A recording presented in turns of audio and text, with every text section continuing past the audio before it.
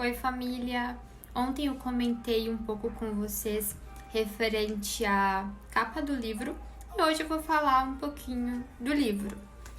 O livro ele tem mais ou menos 120 páginas, ele é um livro muito pequenininho, né? Mas ele é repleto de simbolismo e ele é muito profundo em questão de simbolismo, em questão de ética, moral. Ele traz pra gente a questão das leis universais. Não vem explícito, né? Mas conforme você vai lendo, você vai tendo referências para que você possa compreender o que o autor está querendo mostrar pra gente naquele momento ali. Então ele vai falar da lei do aqui e agora, sobre a lei da harmonia, a lei da evolução e do propósito, sobre a lei do livre-arbítrio, a lei da sabedoria e do conhecimento, a lei da intenção e da manifestação, a lei da gratidão, a lei do desapego, a lei da resistência, reflexão, a lei do amor incondicional, a lei do compromisso, a lei da associação e a comunhão, a lei da oração, a lei da fé e a lei da ordem divina. O autor vai falar pra gente sobre a importância da gente saber escutar para poder identificar necessidades, né? E relacionado a isso, tem um filme que eu gosto muito que se chama Poder Além da Vida. Em uma determinada cena do filme, um personagem fala que a gente às vezes não presta atenção, mas tem sempre algo acontecendo. E o menino no filme, ele falava assim que não conseguia identificar isso. E ele vai e empurra o moço, tinha um córregozinho, né? E ele empurra esse menino da ponte. E quando esse menino cai, ele não consegue pensar em mais nada, né? A não ser na queda. E aí, quando ele tá no presente, ele consegue ver um monte de coisa que tá acontecendo à volta dele e que na correria do dia a dia passa despercebido. O autor, ele vai chamar a nossa atenção para a gente aprender a escutar e identificar necessidades.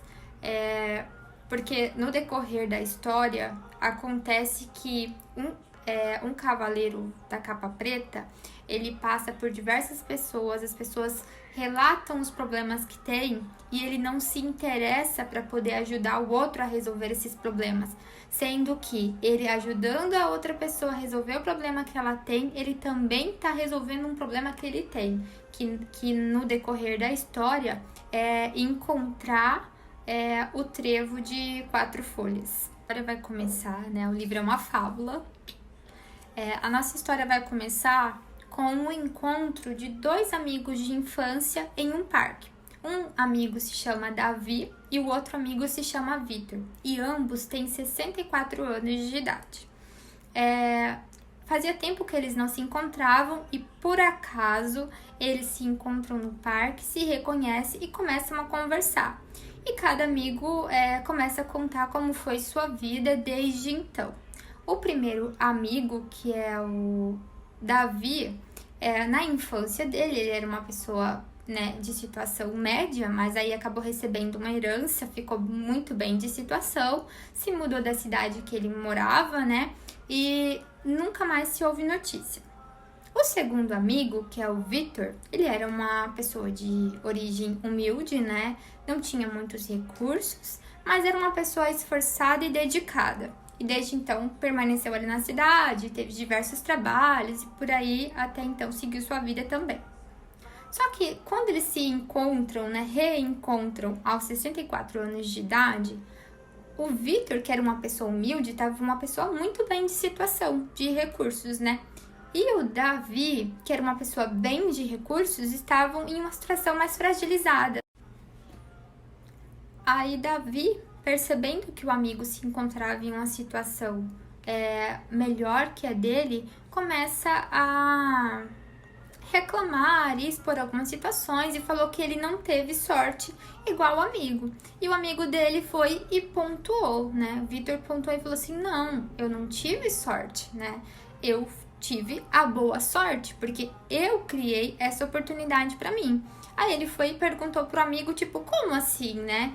E o amigo vai e começa a contar a história dele, que ele trabalhava num hotel e que na verdade ele teve diversos serviços. E por último ele estava num hotel e ele trabalhava na portaria desse hotel. Era um hotel luxuoso, né? Então ele acabou identificando um mercado que ele poderia atuar na parte de fabricação de bolsas, porque ele via que as pessoas não tinham receios em gastar com isso, né? Se fosse de uma boa qualidade, né? O material, o produto ali oferecido, né? E ele seguiu. Aí ele conta que no começo era ele que fazia tudo, né? Fazia a produção, vendia, cobrava as pessoas, né? Fazia todo o processo. E com o tempo foi expandindo até ele criar esse império, né? Que ele constituiu. E o amigo fica meio reflexivo, né? E aí ele fala assim, mas eu já tô com 64 anos, então, pra mim já deu, né? E ele vai e pede permissão pro amigo para poder contar a fábula, né? Que é sobre o trevo de 4 folhas, né? E o amigo, como tava ali sem muita coisa para poder fazer, falou, não, então segue aí e me conta a história, né? E ele começa a contar. E no decorrer do livro, né, são 10 lições que vai estar levando a pessoa de encontro com esse trevo de 4 folhas, que é onde começa a história do cavaleiro da capa branca e o cavaleiro da capa preta. Vitor, na intenção ali de motivar, inspirar o amigo dele, começa então a contar a lenda, né, do trevo de 4 folhas, onde um mago chamado Merlin lança um desafio, né? Ele fala que em um dentro de 5 dias, né, nasceria no bosque um trevo de 4 folhas e quem encontrasse esse trevo teria sorte ilimitada, né? E ele não dá muitos detalhes de como seria isso. Várias pessoas vão até lá, só que muitas acabam desistindo e só 2 cavaleiros decidem ir atrás desse trevo de 4 folhas para poder encontrar essa sorte ilimitada. E aí a gente vai ter o cavaleiro da capa preta e o cavaleiro, né, da capa branca, que são os 2 iniciais aqui da capa do livro. E no decorrer da história, né, a gente vai passar por diversos desafios, né, que eu vou deixar vocês lerem, né, ter essa experiência no livro. Mas eu vou falar para vocês o resumo, né, das 4 regras que cada capítulo vai tendo em relação ao desafio que é aplicado até a pessoa encontrar esse trevo que ele menciona que existia. A Hope quis participar agora do vídeo, né, Hope? Deixa a tia ver, deixa? Então, são 10 regras no total que vai tendo no decorrer do livro ali. Cada regra tem um insight, né? E eu vou dizer o resumo dessas regras. A primeira regra da boa sorte, ele dá a diferença ali entre o que é a sorte e o que é a boa sorte. E ele fala que a sorte, ela não dura muito tempo, porque ela não é uma coisa que depende de mim, né? Ela é uma coisa do acaso. Então, pode ser que ela venha e ao mesmo tempo que do jeito que ela veio, ela vai também, entendeu? Já a boa sorte, ela é uma coisa que ela é criada e cultivada por mim. Então, já que ela depende de mim, ela é uma coisa que vai ficar ali, né, o resto da vida comigo, porque ela depende da minha ação para ela acontecer. Aí a gente vai ter a segunda regra da boa sorte, que é: muitos são os que querem ter a boa sorte, mas poucos estão decididos em buscá-la, né? Porque às vezes a gente tem muitos sonhos, muitos objetivos e a gente não se dedica e se esforça o bastante, né, para poder ser merecedor disso que a gente quer. E a gente pode acabar colocando a culpa ou a responsabilidade no outro. Acaba percebendo que as pessoas vinculadas, né, a essa segunda parte, ela nunca pega a responsabilidade para si. Sempre ela não consegue algo porque alguém acabou interferindo e ela não tem o papel de protagonista na sua própria vida. A terceira regra vai nos falar que se você não tem a boa sorte agora, talvez seja porque está sobre as circunstâncias de sempre. para que ela chegue, é conveniente criar novas circunstâncias. E nesse capítulo é muito interessante porque quando é lançado o desafio, o mestre Merlin, né, o mago, ele fala que é possível encontrar um trevo no bosque. Só que quando eles vão caminhando no decorrer do capítulo e eles encontram um gnomo, que é o rei das terras, né? Eles perguntam pro gnomo se o gnomo já havia visto, né, um trevo de 4 folhas lá. Aí o gnomo disse que diante daquelas circunstâncias era impossível, né, nascer um trevo de 4 folhas. O cavaleiro da capa preta ficou bravo, ficou irritado e seguiu. O cavaleiro da capa branca se questionou, né? Porque ele disse assim, o mestre, né, o mago, ele não iria mentir, né? E o gnomo também não estaria mentindo, né? Porque quando ele disse assim, ó, diante dessas circunstâncias, é impossível. Então significa que eu posso fazer algo. Aí ele vai e pergunta, então o que eu posso fazer? Aí o gnomo dá uma orientação. Então, diante dessas circunstâncias, além do fato dele ter questionado, porque às vezes você recebe uma resposta e você acaba se conformando com aquela resposta e segue.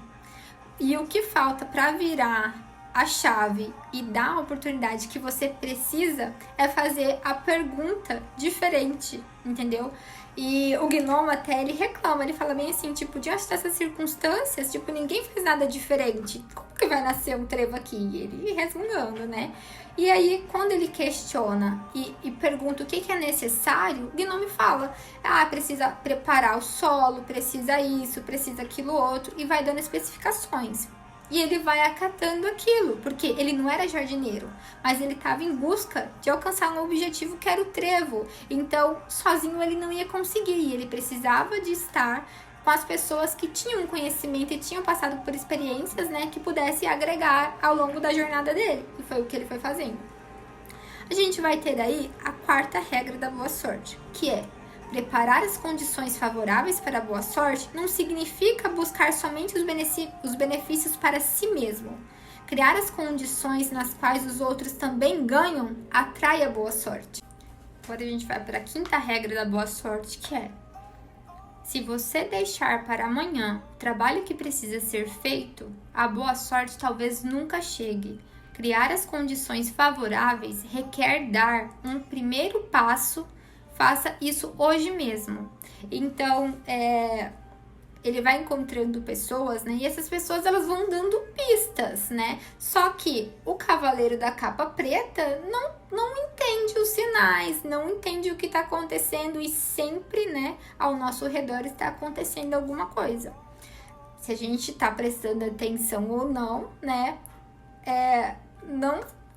Não é problema do universo, né? Mas os sinais, as mensagens e tudo tá à nossa volta, tá acontecendo. A gente que tem que estar ligado e falar, isso me serve, isso não me serve. E vai pegando ali os sinais.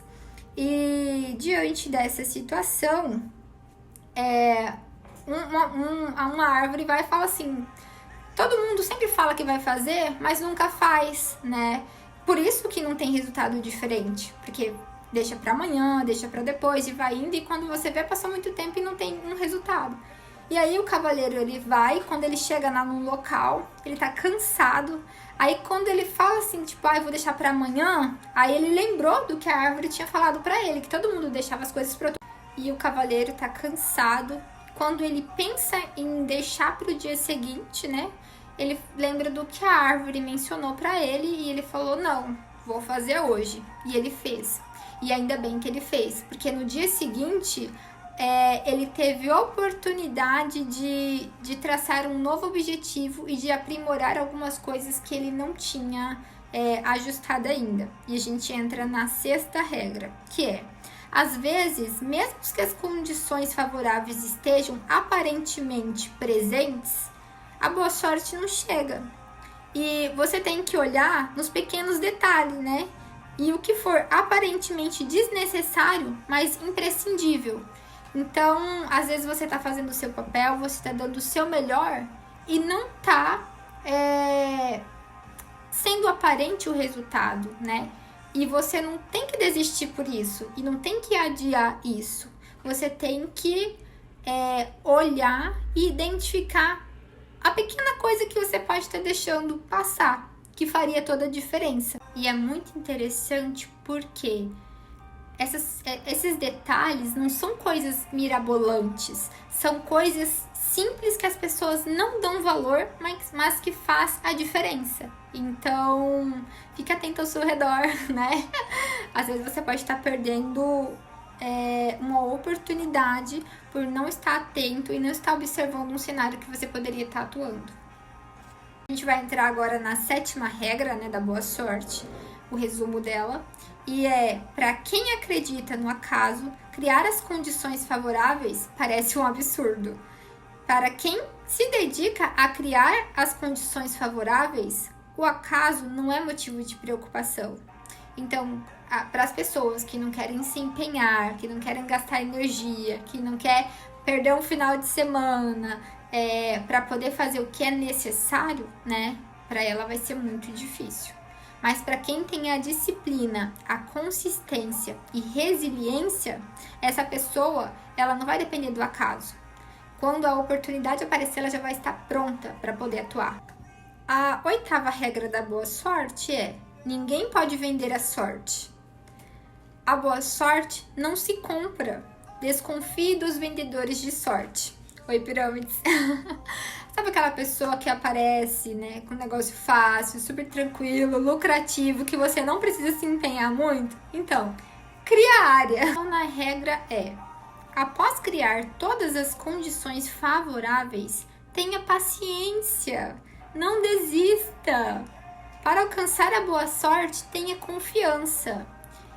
Se você fez o seu papel, deu o seu melhor, talvez não seja a hora, por isso que não aconteceu ainda, mas não significa que não vai acontecer. Continua dando o seu melhor, continua se empenhando, continua focado e não desiste, entendeu? Foco no objetivo. E a gente vai para a 10ª regra da boa sorte, que é: para criar a boa sorte, é preciso preparar as condições favoráveis para as oportunidades. As oportunidades, porém, não dependem de sorte ou de acaso. Elas estão sempre presentes. Então, a boa sorte, o resumo em si, é você nunca parar, né, de se empenhar, de dar o seu melhor, de fazer o que você pode, do jeito que você pode, com o conhecimento que você tem, sem adiar, sem culpar o outro por você não ter alcançado algo. É você ser protagonista da sua própria história. É sobre você decidir algo e não desistir daquilo. Pode acontecer que nesse trajeto as pessoas te chamem de louco, falam que você tá fora da casinha, porque nem todo mundo vai entender o seu objetivo, o seu sonho e o seu propósito. E eles não precisam entender, porque quem precisa entender isso e correr atrás disso é você, entendeu? Então, não terceirize as suas responsabilidades.